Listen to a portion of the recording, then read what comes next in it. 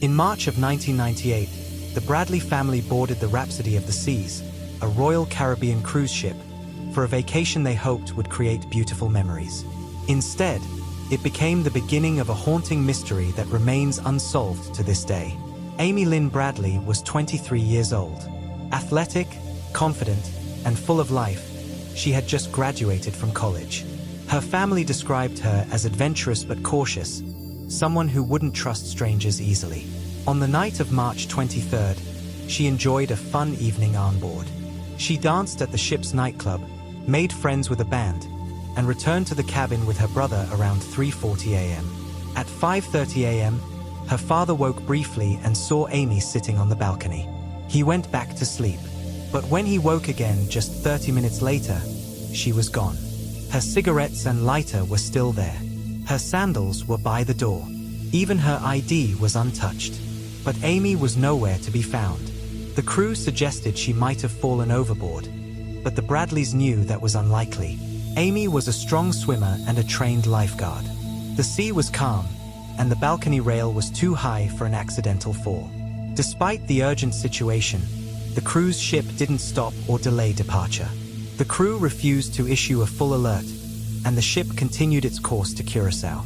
Then, something even more disturbing happened. Several passengers later claimed they had seen Amy after she was reported missing. One saw her in an elevator. Another swore they saw her near the ship's deck. There were whispers she had been with one of the band members she met the night before. Yet no proper search was conducted at that time, and whatever clues existed were lost. In the weeks that followed, reports trickled in from people who believed they had seen Amy in Curaçao. One of the most alarming came from a U.S. Navy officer who visited a Caribbean brothel in 1999. He claimed a woman approached him and told him, "My name is Amy Bradley, and I need help," before being pulled away by unknown men. The report was taken seriously, but by the time authorities got involved, the brothel had mysteriously burned down. Years later, a Canadian tourist claimed to have spoken with a woman who said she was Amy and begged for help. But once again, the woman vanished before anything could be done. Then came the photo. In 2006, a disturbing image surfaced from an adult website. It showed a young woman on a bed, looking terrified, with a striking resemblance to Amy Bradley. The FBI analyzed the photo, and the resemblance was never ruled out.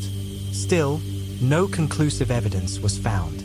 Subscribe to Cold Case Diary for more mystery cases like this. Amy's family has never stopped searching. They believe she was abducted, possibly by someone she met on the ship, and sold into human trafficking. It's a theory that seems to gain more weight with every new tip, every strange sighting, every chilling piece of evidence. To this day, Amy Lynn Bradley's case remains open. No body has been found, no arrests have been made, and no answers have come, only shadows and silence. Her room remains untouched. Her family holds on to hope, and the world continues to wonder. How does someone vanish without a trace from a ship in the middle of paradise?